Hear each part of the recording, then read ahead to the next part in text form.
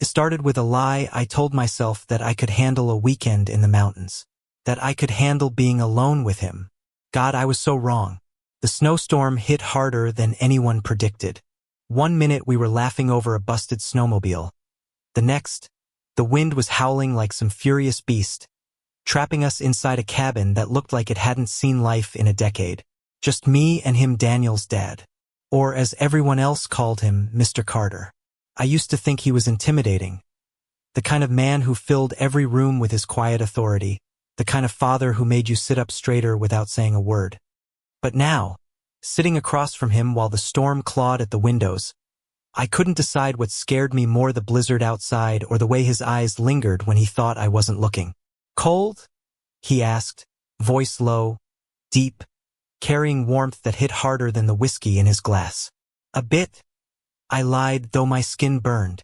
He tossed me a blanket, the same one his son and I used during our high school sleepovers years ago.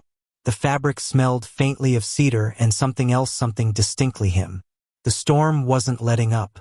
No phone service, no radio signal, and the generator was dying.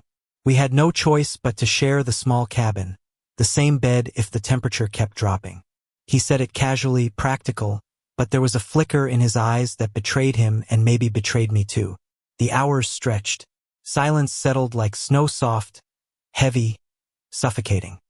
He sat by the fire, eyes reflecting the flames, jaw clenched as if wrestling with something invisible.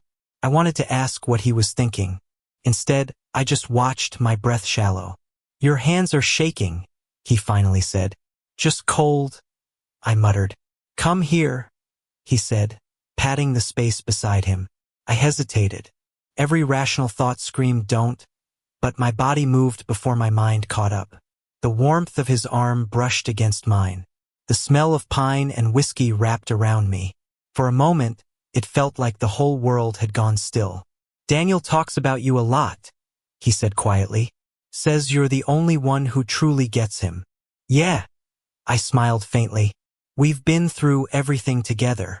He nodded, then his gaze drifted down, then back up, stopping at my lips for a fraction of a second too long. My heart stumbled. Do you ever think, he said slowly, that maybe some people walk into your life just to test the kind of man you really are? I didn't know if he was talking about me or himself. Maybe both. The fire cracked. A gust of wind rattled the windows. He reached over to adjust the logs, but his hand brushed mine, a spark, sharp and immediate. I froze. He didn't pull away. Sorry, he whispered. Don't be, I said before I could stop myself. His eyes met mine, and for the first time, I didn't see Daniel's father. I saw a man who was just as lost as I was. The silence between us broke, replaced by something raw, magnetic, terrifyingly real. He stood up abruptly. I should check the generator. But his voice trembled slightly, betraying everything he was trying to hide. I watched him go, chest tight, every part of me screaming questions I couldn't ask. When he returned, snow dusted his hair and jacket. He looked exhausted, older yet somehow softer. It's dead, he said. No power tonight. The temperature dropped fast. He grabbed extra blankets and handed me one. Get in. You'll freeze otherwise. I crawled into bed, trying to keep my distance, but the cabin was too small, the night too cold, and his presence too much. Minutes passed. Then, quietly, he said, You remind me of myself when I was your age, always pretending not to feel too much. My breath caught. He turned, eyes meeting mine in the dim light. You don't have to pretend with me. And that was it, the crack in the ice, the moment everything shifted. I wanted to say something, anything, but the words tangled in my throat. The world outside was frozen, but inside, everything burned. I didn't sleep that night, not because of the cold, but because of the way he breathed beside me, steady, heavy, almost protective. Every inhale seemed to echo inside my chest. I stared at the wooden ceiling, tracing the shadows cast by the dying fire, wondering when everything had gotten so complicated. At some point, I must have drifted off. When I opened my eyes again, the cabin was still dark, except for the soft blue light of dawn bleeding through the frosted window. He was awake, sitting on the edge of the bed, his back to me, running a hand through his hair like a man trying to erase a dream. "Morning," I whispered. He didn't turn around right away. "You should get some sleep," he said. His voice was rough, quiet, like he'd been up all night thinking about something he wished he could forget. I sat up. I couldn't. He glanced back, then just a flicker, but enough. His eyes were softer, tired, but filled with something I couldn't name. "About last night," he started. I held my breath. "Nothing happened," I said quickly. "Maybe that's the problem," he muttered, and the words cut the silence clean in half. For a long moment, neither of us spoke. The wind outside had calmed. The storm was over, but it felt like something else was about to begin. We made coffee from instant powder, the kind that tasted like regret and bad decisions. He sat at the small wooden table, staring into his cup like it held the answers. I leaned against the counter, trying to stop my heart from pounding. "You're thinking too loud," I said, forcing a smile. He looked up. "You shouldn't be here, not like this." "Then why are you still looking at me like that?" I asked before I could stop myself. He froze. Then, slowly, he put the cup down and stood up. The floor creaked between us, one step, then another, until he was close enough that I could feel the heat from his skin. "Because I can't help it," he said, barely above a whisper. "You remind me of everything I thought I'd forgotten how to feel." My breath hitched. He reached up, fingers brushing a lock of hair from my face. His touch was hesitant, almost afraid. The air between us was thick, trembling with everything unsaid. "Tell me to stop," he whispered, but I didn't. Instead, I leaned forward, and the space between us disappeared. The kiss wasn't perfect. It was clumsy, desperate, full of all the things we'd been pretending not to want. His hands found my face, my neck, my back, gentle and firm at once.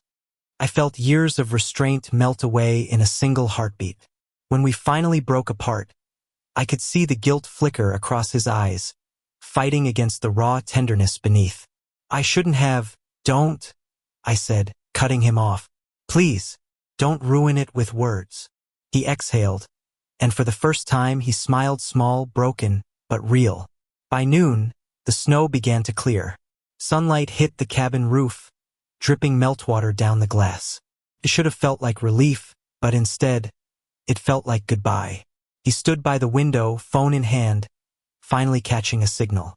"Daniel's on his way," he said quietly. "Oh," I nodded, pretending that didn't tear through me. Neither of us knew what to say. The air was heavy again, but different this time, filled with all the things we both wanted but couldn't have. "I don't regret it," I said finally. "Whatever that was." He turned, surprise flickering across his face. "You should." "Do you?" He hesitated, then shook his head. "No, that's what scares me." The drive back down the mountain was silent. Daniel was cheerful, cracking jokes, oblivious to the storm that had nothing to do with snow. I sat in the back seat, staring out at the endless stretch of white, my reflection ghosted against the glass. Mr. Carter's eyes met mine once in the rearview mirror. Just once. But it said everything. "I see you. I remember. I wish it were different." When we reached the city, he dropped me off at my apartment. Daniel waved and said he'd text me later. Mr. Carter didn't say a word. He just looked at me for a moment, his jaw tightening like he was holding something back, and then drove away. A week passed. Then two. I told myself it was over, that what happened in that cabin was a moment carved out of loneliness and bad weather. But late at night, when the city was quiet and my phone screen lit up with an unknown number, I knew I'd been lying again. "Are you still cold?" the message read. My hands trembled as I typed back, "Not anymore." A pause. Then, "Good. Because I can't stop thinking about you." I didn't reply. Couldn't. But the truth was, I hadn't stopped thinking about him either. Months later, I saw him again by accident at a cafe downtown. He looked different in daylight, younger somehow. He saw me, froze, then smiled a quiet, knowing smile. "Hey," he said softly. "Hey," I replied. We talked for a few minutes, nothing important, weather, work, life. But every word carried the memory of that night, of the storm, of what we didn't say. When he stood to leave, he hesitated. "Take care of yourself," he said. "You too." He turned to go, then stopped. "You know," he added, glancing back with that same small smile, "the cabin's still there. Maybe next winter, we'll fix the generator." And just like that, he walked away, leaving me standing there with a heart that felt heavier and lighter all at once. Outside, the first snow of the season had begun to fall again. And for the first time since that night, I didn't feel trapped. I just felt warm. Thank you for listening. Don't forget to like and subscribe to stay updated with the latest videos.